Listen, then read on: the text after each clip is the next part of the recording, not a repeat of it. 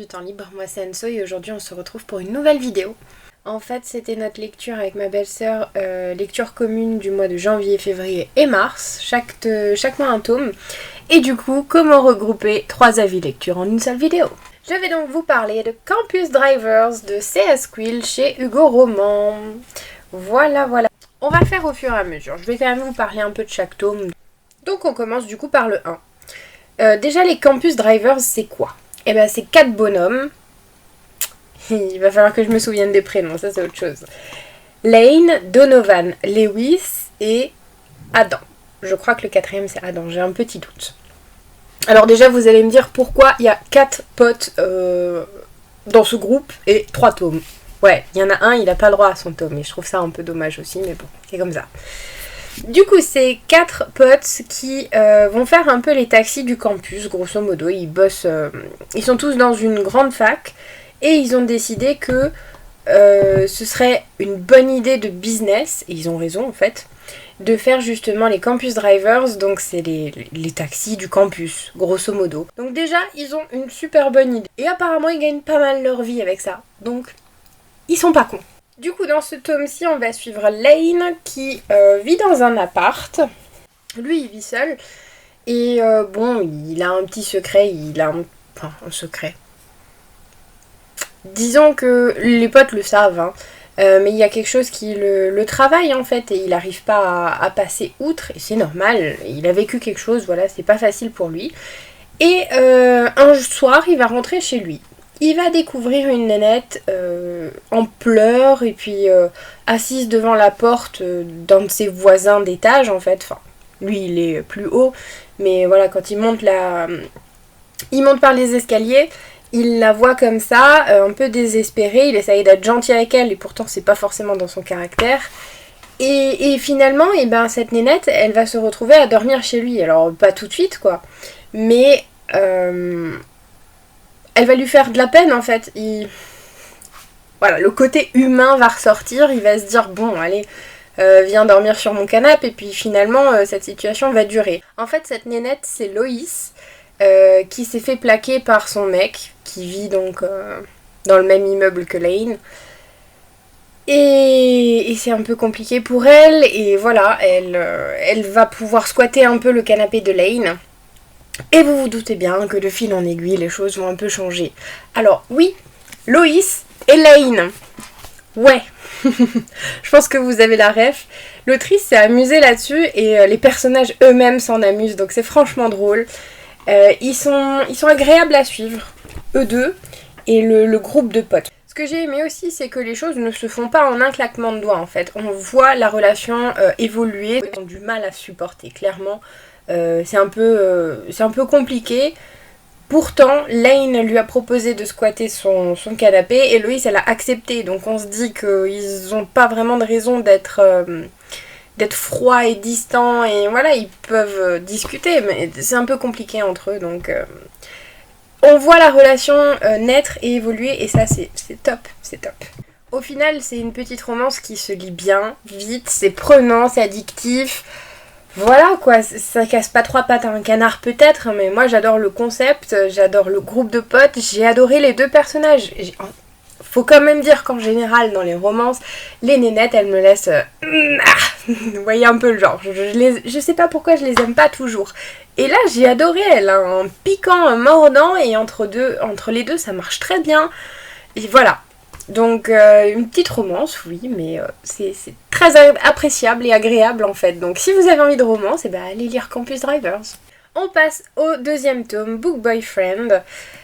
Donc l'univers c'est toujours le même, c'est toujours les mêmes potes. Ici on va suivre ma femme, voilà. Mais il s'en rend même pas compte en fait, c'est juste qu'il aime les femmes. Il finit son lit régulièrement avec une demoiselle, c'est jamais la même. Voilà, il veut pas... C'est même pas une peur de l'engagement qu'il a, c'est juste que ça l'intéresse pas. Lui, c'est aussi un sportif avec Lewis que vous allez voir après. Et voilà, ce qui l'intéresse, c'est juste de mener sa vie YOLO, voilà, d'être tranquille. Et du coup, il se rend même pas compte qu'en fait c'est un tombeur. C'est pas volontaire. Il y a il y a des personnages masculins qui sont présentés comme des bad boys, à justement être un peu des queutards, à être des petits salauds. Voilà. À sortir avec une meuf, à la laisser tomber comme une vieille chaussette, etc. Non, pas du tout. En fait, Donovan, il est juste beau, il a une belle fille en face de lui, il met les choses au clair, et puis en même temps, les filles le savent que c'est jamais, que ça dure jamais, qu'il se met pas en couple, etc. Mais c'est pas un bad boy pour autant, c'est juste qu'il est pas... ça fait pas partie de ses projets en fait. Il est pas centré là-dessus. Ce qui compte pour lui, c'est son futur job. C'est son sport, c'est d'être un sportif. Et voilà, le basket, c'est sa vie aussi. Donc, il le fait pas exprès, il est pas méchant. Mais c'est vrai qu'en fait, il se rend pas compte. Il est tellement naturel que des fois, il peut dire des choses très maladroites et agir de façon très maladroite par rapport à tout ça. Et par rapport même à autre chose. Hein. Du coup, il y a un petit truc qui s'est passé... Alors, ses parents sont divorcés, c'est très drôle parce qu'ils ne s'entendaient plus en étant ensemble amoureux. Et par contre, ils sont en très bons termes maintenant. Ils sont très très amis, ils se charrient, etc. C'est un peu désarçonnant des fois, mais voilà. Et en fait, Donovan a une sœur et sa sœur lui fait grandement la tête. Les relations avec elle se passent très très mal. Je vais pas vous dire pourquoi, mais voilà, il s'est passé quelque chose. Il aimerait être là pour elle et être un meilleur frère. Et bizarrement, ce qui va se passer dans sa tête, c'est que si je veux être un meilleur frère, je ferais peut-être mieux déjà d'être un bon copain. Il va rencontrer Carrie, qui est la coloc d'une des copines de Loïs du premier tome, Becca, je crois. Je me souviens plus très bien de son prénom parce que c'est un personnage secondaire qu'on voit dans les 3 tomes, mais au final on la suit pas à proprement parler, donc voilà. Et donc il va rencontrer Carrie qui est une nénette qui est dans son monde. Elle vit un peu dans sa bulle, elle vit avec des romances, elle ne lit que ça. Elle se ferme un peu aux gens autour d'eux. Elle a pas beaucoup d'amis, voilà, parce que sa vie c'est ses livres. C'est les petites romances et puis c'est ses études et voilà, elle est focus là-dessus. Et il va demander de l'aide à Carrie. Il va lui demander d'être le parfait book boyfriend, hein, le parfait petit copain, comme dans les romances. Et ça va être drôle, parce que Carrie, en fait, elle s'en fout. Elle s'en fout de ce mec arrogant et tout, prétentieux, voilà. Et elle veut surtout pas l'aider, en fait. Donc s'ensuit une relation un peu chien et chat qui est vraiment, vraiment, vraiment très drôle. Je pense honnêtement que ce livre-là, c'est mon préféré. Mais Donovan est peut-être le personnage que j'aime le moins. Il a rien, j'ai rien contre lui. Il a rien qui m'horripile. Mais mon chouchou, vous allez le voir après. Et je sais pas, pour moi, il m'a manqué un truc avec Donovan. Mais c'est un personnage qui est quand même génial. Et avec Carrie, ça marche tellement. Et c'est tellement drôle, c'est tellement piquant. Ils sont en joute verbale et au final, ils se rendent pas compte. Mais il y a une alchimie qui va se créer. Et déjà dans le premier, Loïs et Lane, ça marche du feu de Dieu. Ici, Carrie et Donovan, moi j'ai adoré. Voilà. Et j'adore le concept en fait que le mec super populaire, le mec super convoité vienne demander de l'aide à une nénette qui est un peu dans sa bulle. Alors elle est pas moche hein, mais juste elle s'intéresse pas forcément aux garçons, elle s'intéresse pas à tout ça. Elle, ce qui l'intéresse, c'est ses livres, c'est ses personnages, les personnages masculins des romans. Et voilà, elle est pas là-dedans, donc en fait elle s'en fiche, mais... Voilà, moi j'ai adoré. Et quand vous aimez la lecture en plus et les romances, découvrir un personnage comme ça, c'est trop bien. Donc Carrie c'est pareil, c'est ma chouchoute. Hein. Je pensais pas que ce serait ce livre-là qui me ferait un tel effet, parce que comme dit Donovan, dans le premier, m'avait pas laissé une... J'ai rien contre lui comme je vous ai dit, mais c'était pas le personnage qui m'attirait le plus. Mais par contre le pitch de l'histoire c'est juste trop bien. Ce que j'ai oublié de vous dire c'est qu'évidemment dans ce tome 2 on retrouve Loïs et Lane du premier, on retrouve Adam qui n'a pas de livre à lui, on retrouve aussi mon bibou qui va arriver là. Donc il y a tout le groupe de potes qui est toujours les uns avec les autres, en soirée entre amis, ils sont tous là, il y a toutes ces interactions et ça fonctionne trop bien. Et donc le dernier tome... le crash test, c'est sur mon bibou, c'est sur Lewis. Lewis, c'est celui qui m'a marqué dès le tome 1. Parce qu'en fait, c'est genre le rigolo de la bande. Il a l'air un peu foufou, un peu concon en fait.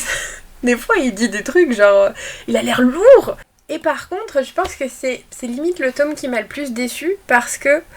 mais on le retrouve pas comme ça en fait. Moi, quand j'ai commencé à le lire, je voyais Lewis d'une toute autre manière. D'un seul coup, c'était plus ce personnage enjoué, etc. Alors oui, je vais vous expliquer un peu. Lewis est clairement amoureux de sa bagnole. Clairement. Les trois autres aussi, hein, faut pas croire. C'est pour ça aussi qu'ils ont formé les Campus Drivers. C'est comme ça qu'ils ont eu l'idée, par amour pour les voitures. Mais Lewis, sa voiture, c'est son enfant, quoi. Hein. Grosso modo, il faut pas faire n'importe quoi avec. Et en fait, sa voiture, et ben d'un seul coup, elle va disparaître quand il va sortir de cours. Il va la chercher, et il va croire qu'il est fou parce qu'il est sûr qu'il l'a garée là. Ouais, sauf que du coup, elle s'est fait voler pour participer à des courses illégales et tout dans un autre état. Donc, ça va être un peu très dur pour lui d'encaisser tout ça et de vivre avec. Donc forcément, on le retrouve pas enjoué. Mais malgré tout, dans ce que j'ai lu, j'avais pas l'impression que c'était le même Lewis que dans les deux autres tomes. Et en fait, si vous connaissez la saga Insaisissable, vous voyez un peu le personnage de Kenji. Il est un peu comme ça dans les deux autres tomes. Et dans celui-là, je l'ai pas retrouvé comme ça. Donc ça m'embête. Ça m'embête. Malgré tout, c'est un tome que j'ai vraiment adoré. Il va rencontrer Amy. Pourquoi ? Parce qu'en fait, par hasard déjà, Amy, elle va débarquer au campus dans une superbe voiture. Il va kiffer la voiture, il va faire ouh. Il va voir la nénette, il va pas la sentir. Lui aussi, il se prend pas la tête avec les nénettes, il attire leur regard, mais il est très clair dans ce qui va se passer. C'est que lui, l'engagement, ça l'intéresse pas non plus, un peu comme Donovan. C'est aussi un basketteur. Ce qui compte, c'est l'avenir, c'est son avenir professionnel dans le basket. Voilà, il est un peu comme Donovan finalement. Sauf que c'est le rigolo de la bande, il va un peu être forcé par ses potes. Pourquoi ? Parce que c'est leur dernière année à la fac et les Campus Drivers, ils ont pas du tout envie que ça s'arrête. Ce serait bête. Ça reste leurs affaires quand même, donc ça marche bien et ça aide beaucoup d'étudiants. Donc ce serait franchement con. Donc ils cherchent la relève et voyant cette nénette dans cette super voiture, les autres ils ont fait ça va être ta petite stagiaire, hein. Et Lewis il a fait mais non en fait non. Il est allé lui parler malgré tout et Amy elle s'est pas laissée faire, hein. Elle l'a foutu sur le capot de la voiture. Vraiment je vous jure. Et la nénette elle rigole pas quoi. Et du coup, Lewis, il était pas très content. Donc il a dit, les gars, c'est mort, vous oubliez. Et les gars, ils ont insisté. Et au final, il va quand même se passer un truc. C'est que, bon, il va lui donner une chance parce que finalement, elle pilote pas si mal. Bon, évidemment, quand elle est avec lui, elle fait que des conneries. Et elle, de son côté, elle a tout de suite été attirée par lui. Dès qu'il est pas loin... Elle est toute chose, elle perd tous ses moyens. Quand ils font des tests, du coup Lewis il est encore en mode il n'y a pas moyen que cette fille fasse partie des Campus Drivers. Et il était un peu sexiste aussi à dire mais non mais c'est une fille en fait les gars. Mais il va vite changer d'avis, vous allez voir. Hein. Du coup voilà, et il va se faire donc voler cette voiture. Ce qu'il va découvrir c'est que Amy, elle connaît ce monde underground. Elle connaît l'illégalité des courses de voitures. C'est un peu... c'est quand même un peu plus dark que les deux autres qui sont quand même assez légères. Là, pas dans le sens où il y a des grosses histoires, des gros secrets passés, mais c'est simplement qu'Amy c'est en fait une badass et qu'elle vient... d'un quartier de Brooklyn je crois. Vous voyez c'est vraiment une meuf qui est badass et Lewis il déteste tout ça. Il est très correct, très carré, très concentré. Son but c'est de réussir son avenir, de devenir basketteur professionnel et du coup il voit Amy comme un peu le démon quoi. C'est tout le contraire de lui. Et c'est vrai qu'ils sont très très opposés. Ils forment une super équipe. Donc je l'ai aimé. Je dis pas, quand j'ai dit qu'il m'avait déçu, c'est pas que je l'ai pas aimé, c'est pas que du coup les deux autres étaient superbes et celui-ci dégueulasse. Loin de là, c'est juste que j'ai pas retrouvé le Lewis que j'aime dans les deux premiers. j'aime ce Lewis aussi, mais il y a quand même une petite différence et c'est ça qui me gêne. Ici, j'ai rencontré un Lewis vraiment très léger, très foufou, etc. Et dans ce tome-là, ben, j'ai pas... Il m'a manqué sa folie. Alors oui, je le redis, il a perdu sa voiture c'est un peu son bébé. Je comprends qu'il soit un peu perturbé, traumatisé, etc. Mais même après, dans la façon dont le livre avance et les choses évoluent, son petit grain de folie, il était plus si présent que ça. Et c'est ça qui m'a gênée et c'est pour ça que je suis déçue. Malgré tout, j'ai aimé le 3e, j'ai aimé les 3, la saga en entière.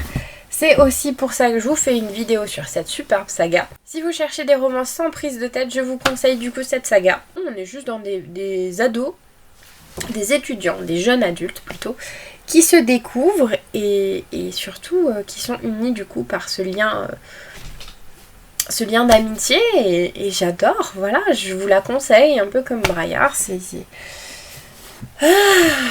bête, hein, mais les groupes d'étudiants, ça me plaît bien, moi.